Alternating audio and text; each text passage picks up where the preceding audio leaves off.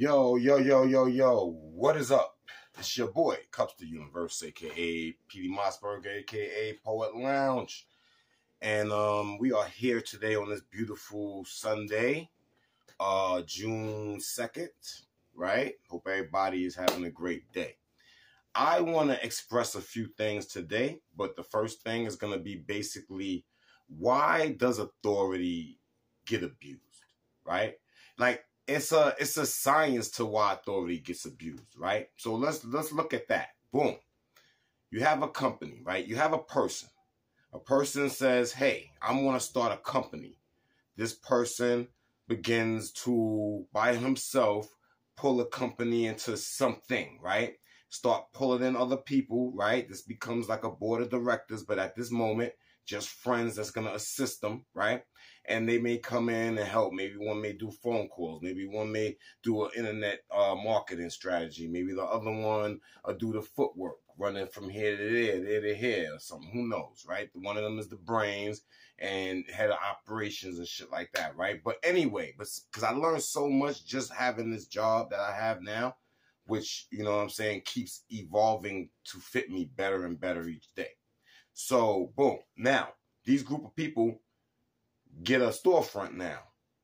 Now, the storefront needs people in there to work it, right? So, now they got to look for employees, right?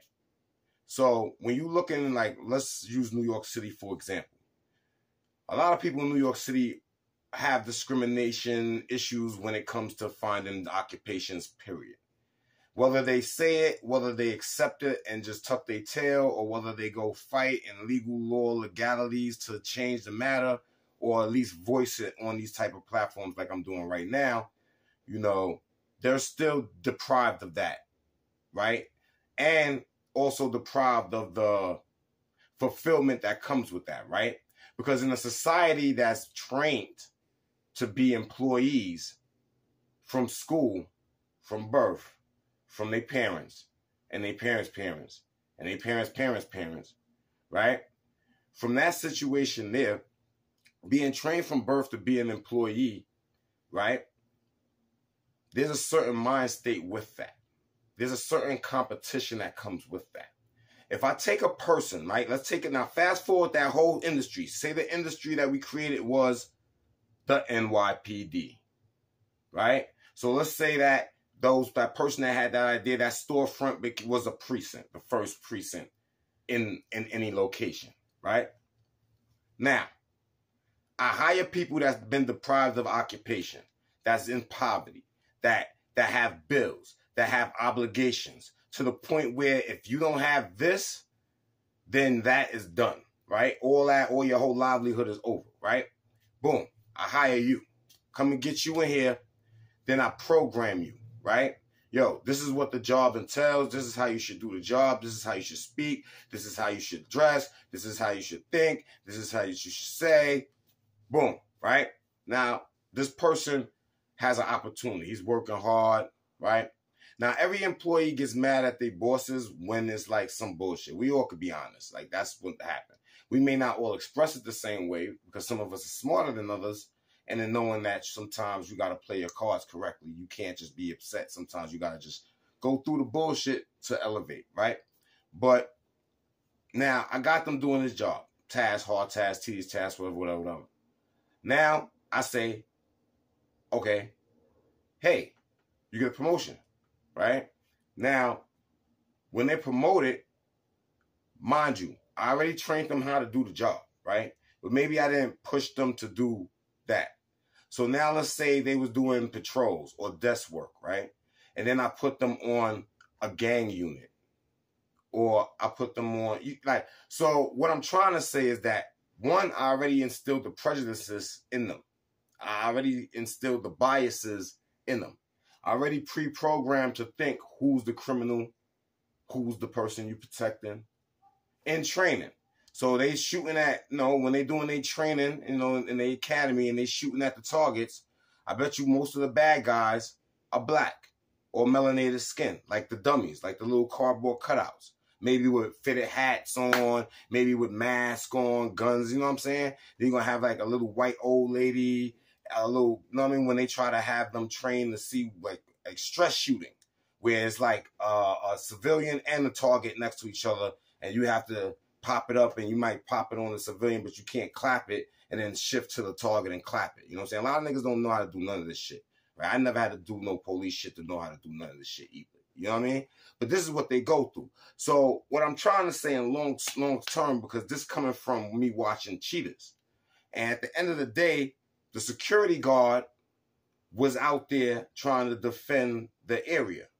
And what it is that if I keep giving you more and more and more, it kind of insinuates that you take this job more and more and more. It's like, yo, I'm grateful for my job getting me, right? Now, I'm not saying everybody, because some people that if you're used to having power or whatever, then when you get in positions of power, you don't abuse it because it's like, it's corny. If you already got power, you know it's not really a thing that is a force. It's not like power is a force. Like I force you to do this, or that's not really power. You know what I'm saying? Because, you know, according to the video, allegedly Diddy was whooping on Cassie, and, you know, that looked like by force, and you see what that got him, right? Like 50 million lower in his account. He had to give it out, right? And I'm not, look, listen, I don't agree with nothing he did, though. Like, I don't agree with that shit at all. But, after I give you a certain amount of things, and now you in this position, it's almost like you obligated to. So in this Cheetahs thing, the guy was aggressively coming toward the security guard.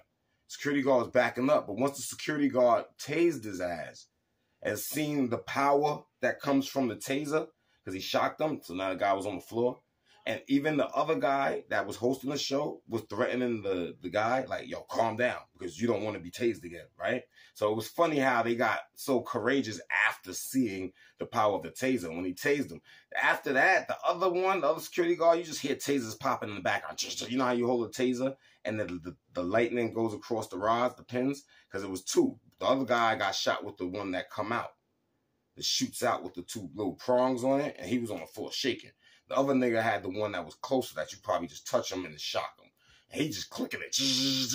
Yo, get off the property. Get off the property. And he was talking to the Cheetahs people too. So, you know, authority is something that is abused when you see something, when you see the effect of what it can do, and you never had authority in your life. Then it's like, oh, it's like a rush. It's like, oh my God. And then you may go crazy. You may, like that security guard may be tasing everybody now. As soon as they look like they're getting angry, he may just pull out his taser and shock them, because he already seen how it like he was being threatened, and then how timid the dude got after he got tased. You know, so abuse of authority doesn't really come from the person's background. It comes from a person that has never witnessed a certain type of anything, like people listening to you, or, you know, I don't know. It definitely goes with that. And actually enforcing. So when you, like, a person sees that, okay, they might be scared and they might just throw a lucky punch and might knock the other person out. Now that person might become the bully of that other person. Like, if that's a person that doesn't have control of what they just witnessed, that experience, that power, or whatever. So that's how a person abuses power, is when a person that never had anything get put in a position, placed in a position, and then have to, like, fight. It's almost like a fight or flight with the, I have to, this is my livelihood. If I don't have this, my bills, my this. So it almost become a life or death situation when they're doing their job and they want to impress their boss or whatever. So they be going, like, extremely hard. You feel me? But, like, in the cop situations, like, they don't, when they shoot innocents and when they kill people that's unarmed, they get away with it because nobody speaks up, there's nobody challenging them, and it's almost like a monopoly on the security in New York City, pretty much. There's only one police department. So if you're looking at the police department to police the police department when they kill a random person, like, you would, that's like thinking McDonald's is gonna, they're gonna tell on the owner because of lawsuit. You see what I'm saying? Like, that doesn't happen like that. They don't tell them like, so it ain't like they're gonna try everything they can do to get them. They're gonna give them a side job and try to hope everything quiets down. Now, this is not even to talk about police or nothing. It was really just like an authority thing and like an abuse of it, right? Because I was thinking, I'm like, yo, you take somebody, you give them a position, and you start giving them, like, titles, and then it start going to their head. If it goes to their head, then they abuse the authority. If they're used to having something of their internal integrity is that compens itself, then the title won't go to their head. And they won't seem like an abusive authority, abusive boss, abusive manager, abusive person. Those are just hurt people that wait to get in a position to hurt other people, to make other people feel like how they felt, because they just couldn't speak up for themselves. You know what I'm saying? So I think that's how authorities get abused. Yeah. Yo, I wanna address one more thing.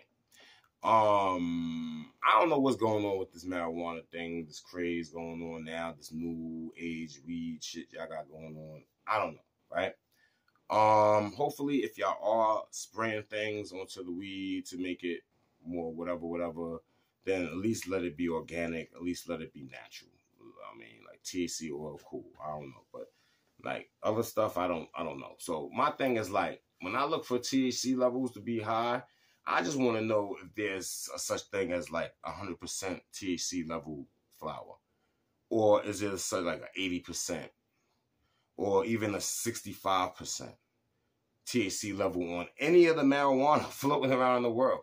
A nigga came under my post. This nigga I love too. He's a cool bro. This is my homeboy's younger brother, and this man love to him and shit. But he came under my post and he just misread the whole fucking question, and then was talking about some other shit. And I'm like, yo, bro, like I just wanted to know where the fuck is there such thing as a high THC level, or is everything in the 40s or under? You know, that's really all I really wanted to know. You know what I'm saying? As far as dangerous games, I don't give a fuck about dangerous games, my nigga. Like, I don't give a fuck, my nigga. Like, if y'all haven't known that by now, then obviously you need to get reacquainted with me. You know what I'm saying? Get acquainted with the new energy that's me now. You know what I'm saying? Because if you stuck in the old energy that's me, then I could see why people talk with fear and doubt, and like that don't exist in my world. So when people say things like that, it doesn't even register, bro. Like, there's no fear. I'm not saying like I'm gonna win everything, I won't lose, but I just don't fear death. I just don't fear pain. I've been put through pain my whole life. I'm used to it. We companions. It's like, what could you do to me? Really? Really?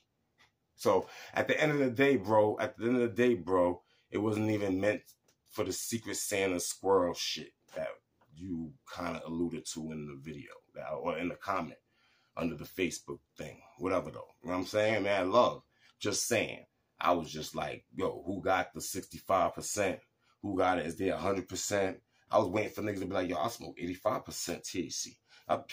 It seemed like y'all niggas ain't smoking shit then out there. That's what I'm believing now. I'm believing y'all niggas all smoking some bullshit THC levels, and y'all be fabricating stories and videos to look like y'all smoking Super Za, my nigga. I'm actually looking for the fucking Za. Like, where's that 100% THC? That shit that you smoke one blunt and you high for like 5 hours, my nigga. Where's that at, my nigga? And no spray shit. Like, niggas, you back in the 90s, niggas talk shit about the 90s, but at least growers had green thumbs in the 90s. Y'all niggas got fucking scams and tactics to trick people nowadays. And y'all niggas is hiding behind that shit because y'all not telling them, yo, this is just a spray weed, nigga. You gonna buy it or not? Because I would respect that. You know what I'm saying? I would respect that more than niggas just sneaking it into the market. Reality, because I smoke. So, yeah, it affects me. So, yeah, I'm going to say something. And, yeah, I don't give a fuck about it. Nigga, I'm going to speak. Nigga, who going to tell me I can't speak? Let him speak. Anyhow, mad love to my bro, though, because this is just something I have to say, but I still got love for him more late. His family always. And shout out to him and his fam and all that. You know what I'm saying? And, yeah, so abusive authority. Again, you know what I'm saying? Or, you know what I mean? Not. You know what I'm saying?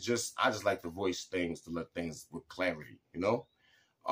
Anyway, I've been rambling a little bit. I didn't really organize this. It's just like I caught this conversation before I had it. Usually I have these conversations and then I'll be like, yo, I'm gonna make a video about it, whatever, and try to write down the main points. This time I just went straight into it, so whatever.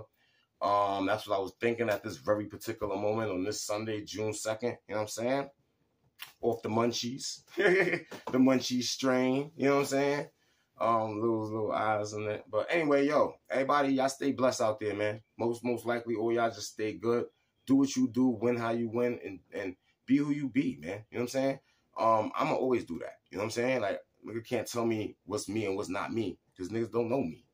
Niggas never knew me. People never knew me. Like, when people met me in the world, they always made their own assumptions of me, and they never knew, like, the internal me. They never asked questions. They never, yo, what have you been through? Where have you been? What have you seen? They don't do that. And I've been in a lot of places, you know what I'm saying? So it's cool, because I won't, like, tell them now, like, who cares now, right? Like, I'm just a working man. But at the end of the day, you know what I'm saying? When I say it like that, it's to say is like, yo, get to know the real, right? And if you're not living in your real, then you will never really get to know me, period. Because I'm a person that's living in his real. Whether you like it, whether you believe it, whether you don't. It just is what I am. You understand? So I do what I do, and that's just what it is. And nothing but love to everybody again. And it's your boy Kupz the Universe, aka Poet Lounge, aka P. Mossberg. And I'm out. One, wholeness, unity, reality, righteousness, foundation, sturdiness, positivity, winning, game over. One love, y'all. Y'all stay good. Bless. Peace.